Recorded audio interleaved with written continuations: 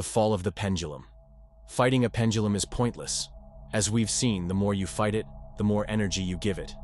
The very first and most important rule in overcoming a pendulum is this: don't fight it at all. The more actively you push back, trying to shake off annoying pendulums, the more intensely they cling to you. You might be screaming inside, "Just leave me alone already.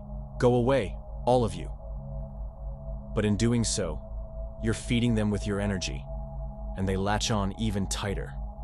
Second, you have no right to judge or try to change the world.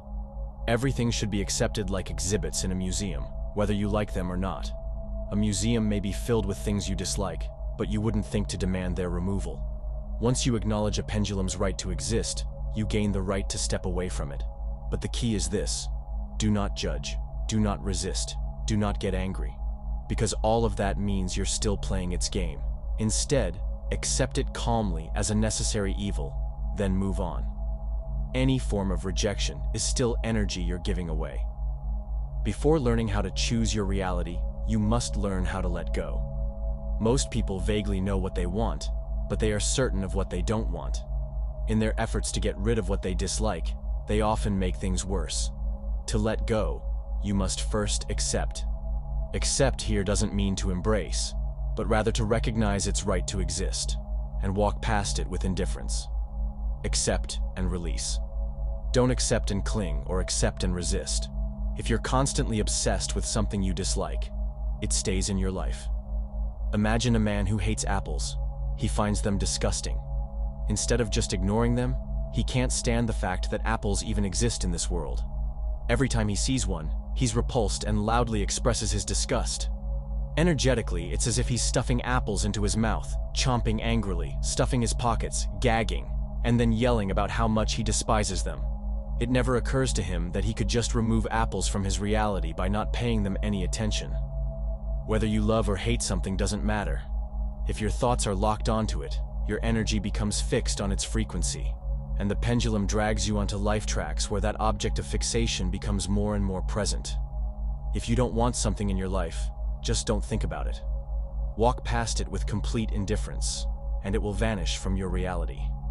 To remove something from your life doesn't mean to avoid it. It means to ignore it. Avoiding it still gives it space in your mind. Ignoring it removes your energy completely. Think of yourself as a radio receiver. Every morning you wake up and tune into the station you despise, the world around you. So why not just tune to a different station? You might think that shutting yourself off from the world will protect you from unwanted pendulums. But that's an illusion. To maintain a mental fortress, you constantly have to expend energy. People who try to isolate themselves from the world stay in a state of tension. And even then, the energy of your defenses still matches the pendulum's frequency, feeding it just the same. So what's the real protection? Emptiness. If I am empty, there's nothing for a pendulum to hook onto. I don't engage, I don't resist, I simply don't care. The pendulum's energy flows right past me and dissolves into space. Its game doesn't affect me. The pendulum's goal is to attract as many followers as possible and take their energy.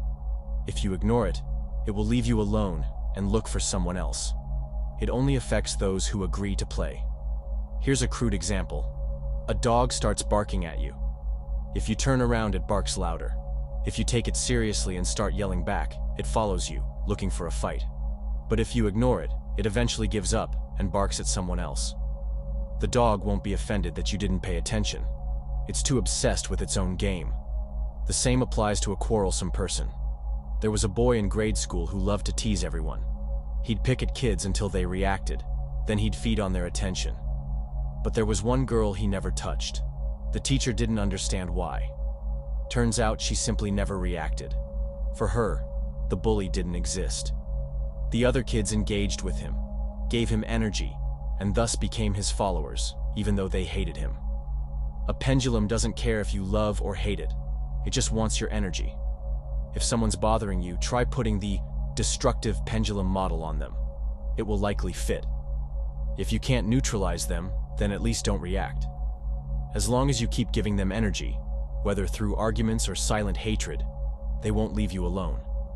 To stop giving energy means to stop thinking about them altogether. Say to yourself, "To hell with them. and watch them disappear from your life. But sometimes, ignoring a pendulum isn't enough. Like when your boss calls you in for a talk. In that case, saying no or trying to defend yourself still feeds it. Instead, pretend to play along, but do it consciously. Imagine a giant swinging a hammer at you with full force. You don't resist, you don't attack, you simply step aside, and the hammer flies into the void. The pendulum misses. That's how you defeat it. This is the principle behind Aikido. The attacker is met with no resistance. You walk with them a bit, then gently release their energy in the direction it was already going. The defender agrees with the attacker's energy, follows it, then lets it go. The attacker falls into emptiness, because the defender was empty. This technique works best with people. When the pendulum strikes, you agree calmly. Then subtly steer things in the direction you want. Let's say your boss is angrily giving you an assignment you know is inefficient, or not even your responsibility. If you argue, you're done. But if you listen, agree, let the storm pass, and then calmly discuss how the task might be done better or by someone else, you've just sidestepped the blow.